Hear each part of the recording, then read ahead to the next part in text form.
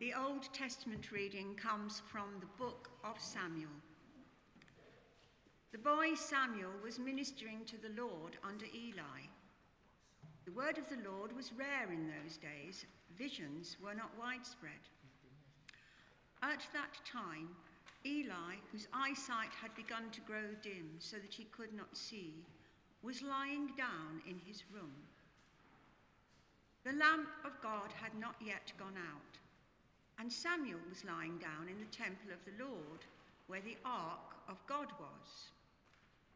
Then the Lord called, "Samuel, Samuel." And he said, "Here I am," and ran to Eli and said, "Here I am, for you called me."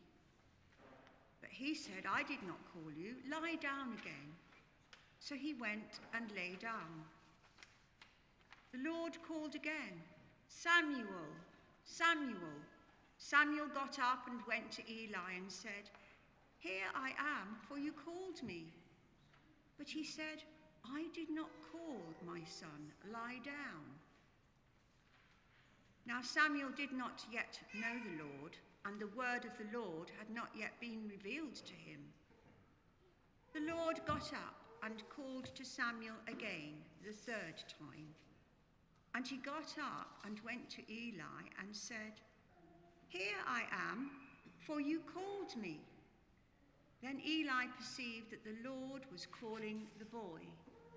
Therefore Eli said to Samuel, "Go, lie down, and if he calls you, you shall say, 'Speak, Lord, for your servant is listening.'"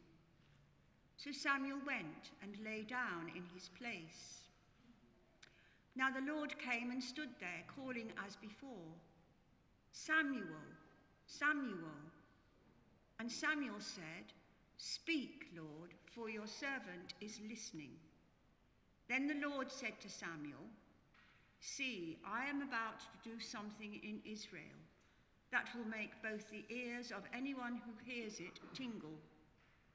On that day I will fulfill against Eli all that I have spoken concerning his house from beginning to end. For I have told him that I am about to punish his house forever for the iniquity that he knew, because his sons were blaspheming God, and he did not restrain them. Therefore I swear to the house of Eli that the iniquity of Eli's house shall not be expiated by sacrifice or offering forever."